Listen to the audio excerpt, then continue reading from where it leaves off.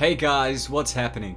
Niyat here with Film Comics Explained, and today we'll be taking a look at the Pale Man that was featured in the outstanding 2006 fantasy drama Pan's Labyrinth, starring Ivana Baquero, Sergi Lopez, Maribel Verdú, and Doug Jones, which was directed by the legendary Guillermo del Toro, who I've dubbed the Master of Monsters. The Pale Man is essentially a wrinkle-skinned humanoid demon that served as a secondary antagonist in the film by feeding on young children that were unfortunate enough to enter his lair.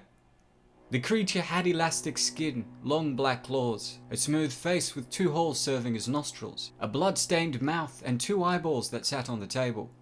When the Pale Man sensed the child had eaten the food which had been laid out in front of them as a trap, he would then insert the eyes into an opening found in the palm of his hands before hunting the children down. As a demon, his lifespan was essentially everlasting, sleeping for years or even centuries before being awoken by miniature intruders. As well as having incredible physical strength, it also appeared as though he had magical properties with the ability to keep the food on his table fresh indefinitely throughout the ages. And though he had some fantastical traits and abilities, it did look as though he was also trapped within his lair, unable to leave unless a doorway was created for him to climb through. Unfortunately for the film's protagonist, Ophelia, who was sent on a quest to prove herself worthy, her mission essentially sent her into his lair to retrieve a dagger that was kept in his virtually inescapable home. And although the young Ophelia was warned by both the Faun and his fairies that the Pale Man ate children alive, she continued on with her mission.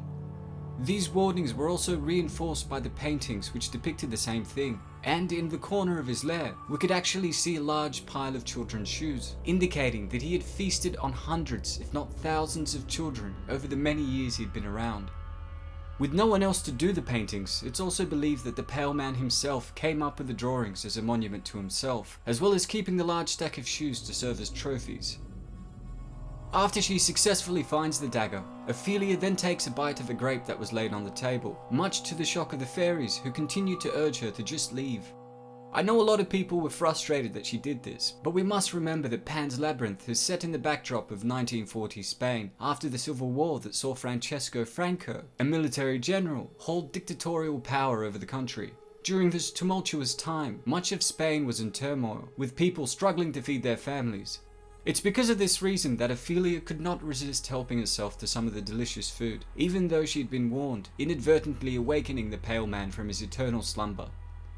While the creature woke up in a terrifying display, Ophelia continued to eat another grape while he crept up behind her, before grabbing 2 of the fairies and biting their heads off. To make matters worse for the young girl, by the time that she retrieved the dagger and went back to the magical doorway, the time on the hourglass had run out, causing the passageway to shut.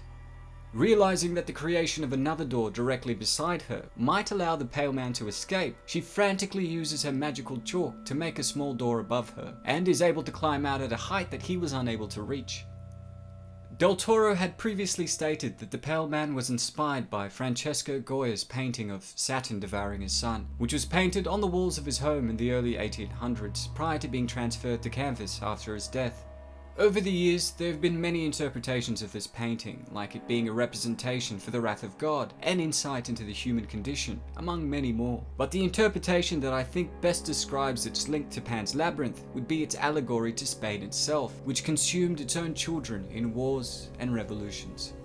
One of the most incredible things about Guillermo is his ability to reinvent the monster genre by creating visually striking creatures from the deepest and darkest parts of his mind. His ability to intertwine a beautiful tale of innocence and magic with the violence and horrendous realities of war is a sight to behold. If you haven't seen the film, I highly recommend it and have left the link below to where you can purchase it. Well, that's all for today, folks. Thanks to all of you guys who requested we take a look at the Pale Man featured in Pan's Labyrinth.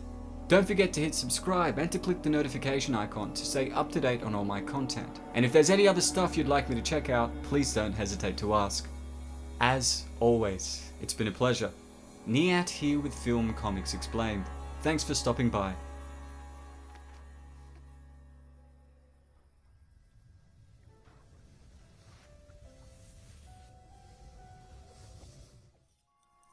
Una vez abierta la puerta, iniciad el reloj de arena. Dejaos guiar por las hadas.